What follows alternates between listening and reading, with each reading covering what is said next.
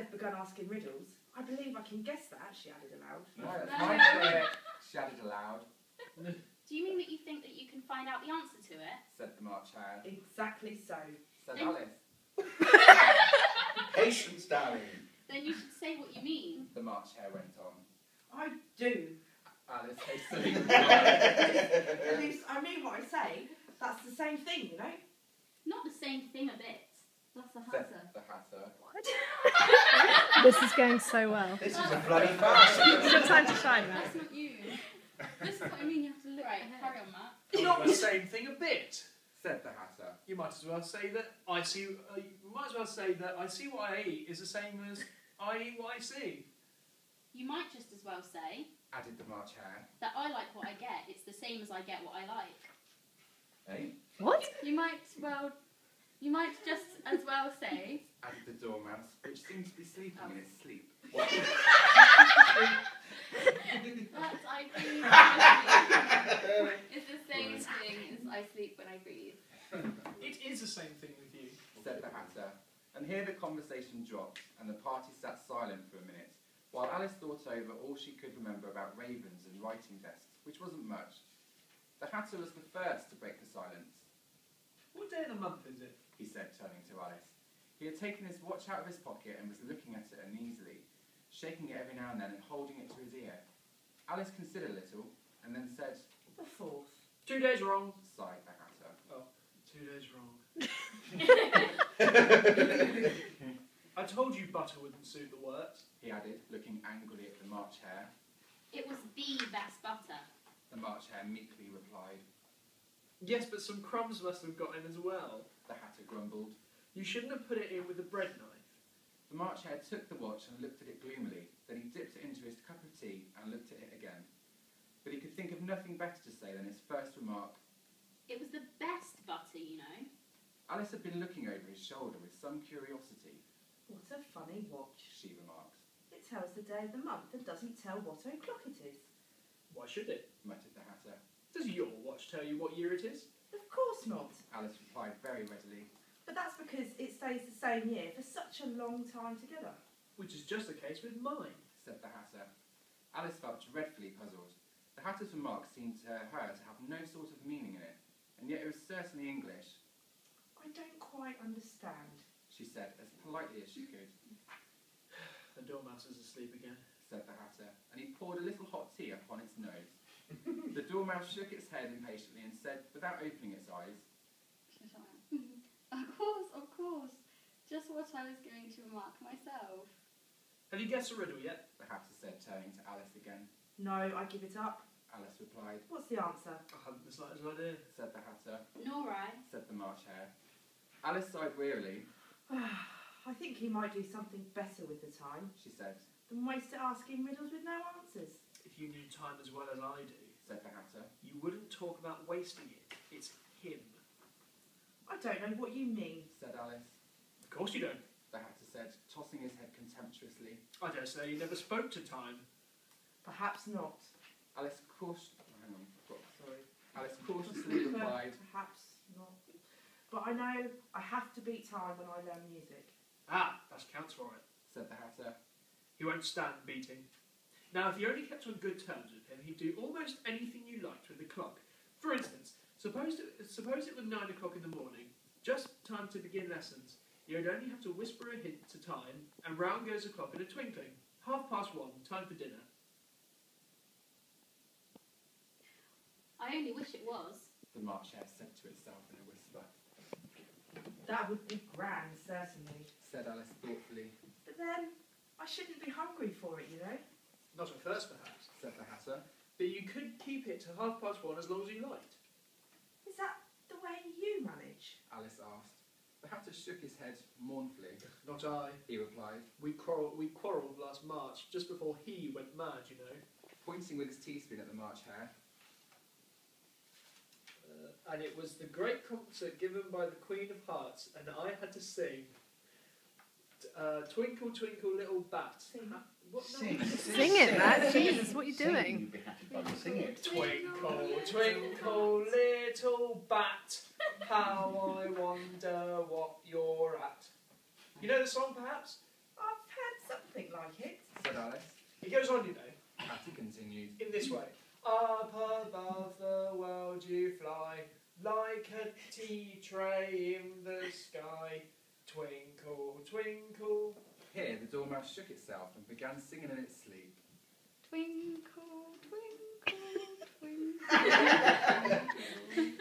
And went on so long that they had to pinch it to make it stop, Well, I hardly finished the first verse. said the Hatter.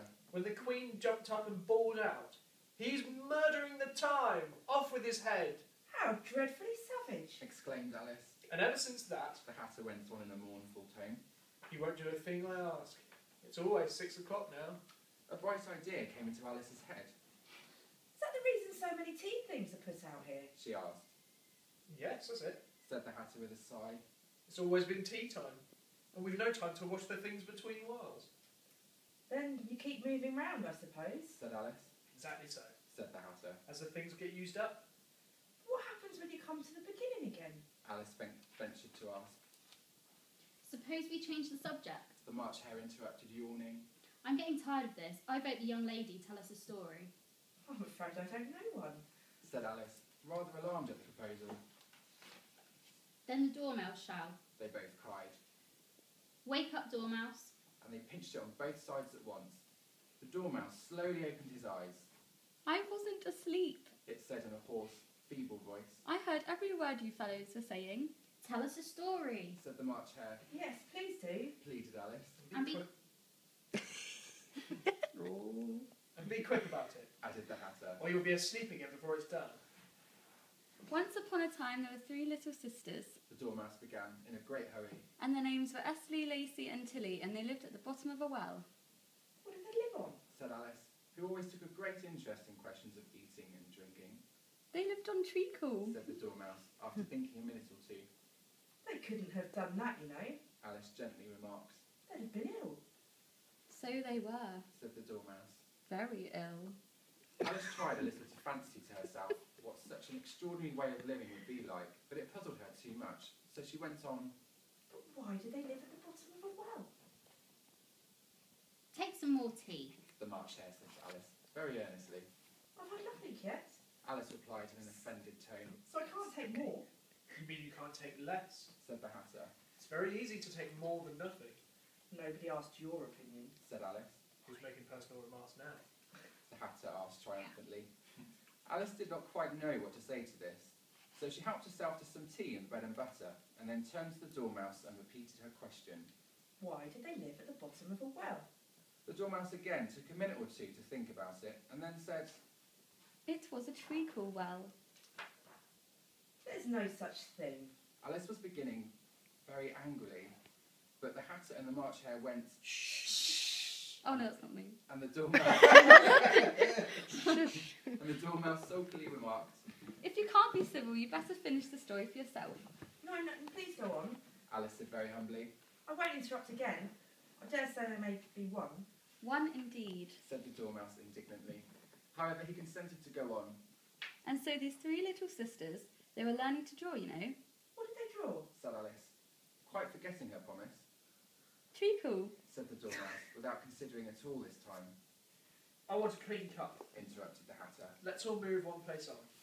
He moved on as he spoke, and the Dormouse followed him. The March Hare moved into the Dormouse's place, and Alice rather unwillingly took the place of the March Hare. The Hatter was the only one who got any advantage from the change, and Alice was a good deal worse off than before, as the March Hare had just upset the milk jug into his plate. Alice did not wish to offend the Dormouse again, so she began very cautiously. But I don't understand. Where did they draw the treacle from? You can draw water out of a water well, Said the Hatter. so I think you could draw treacle out of a treacle well. Eh, stupid? But they were in the well. Alice said to the Dormouse, not choosing to notice this last remark. Of course they were. Said the Dormouse. Well in.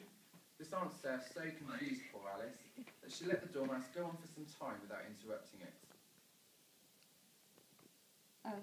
They were learning to draw. The Dormouse went on, yawning and rubbing its eyes, for it was getting very sleepy. And they drew all manner of things, everything that begins with an M. Why with an N? Said Why Alice. not? Said the March Hare. Alice was silent.